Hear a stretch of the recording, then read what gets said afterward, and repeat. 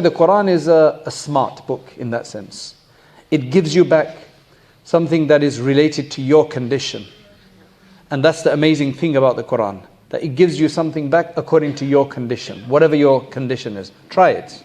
I guarantee you that for a certain person, if you're a sensitive individual who's constantly getting upset about small things, does anybody suffer from that?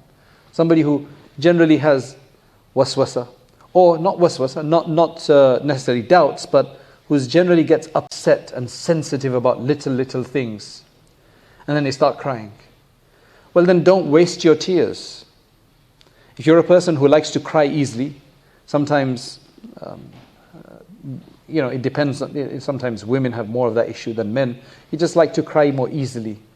It's a very valuable asset, to be honest, to be able to cry easily. There's people on the 27th night, they can't cry, even though they're trying. They just can't cry. They don't know how to cry. They've never cried since they were young. Or maybe when they're young, they didn't cry. I don't know. And mashallah, there's some people who just keep crying for free. And just losing their tears. They're just willing to cry. In front of people, in private, wherever. They just keep crying. So use your tears. Believe me, you've got an asset. You need to channel them in the right direction. Open a Quran.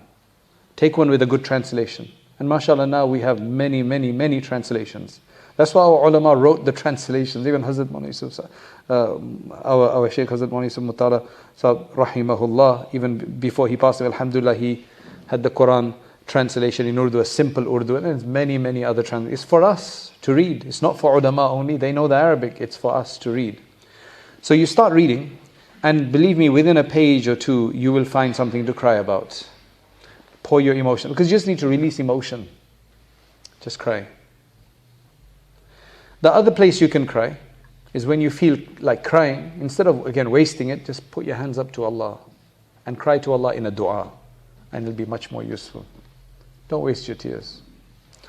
So there's many things you'll get out of the Quran when you read it.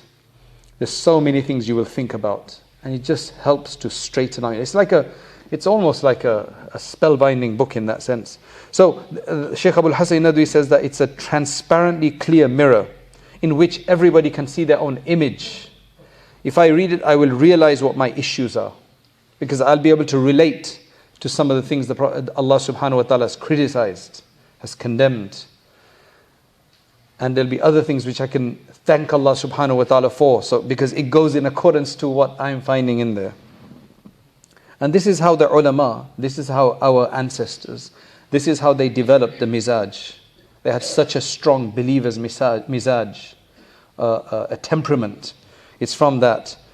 They didn't treat the Quran as some kind of archaic book, some kind of tales of old communities. Allah subhanahu wa ta'ala is very selective in the stories that He mentions and the details in the stories He mentions.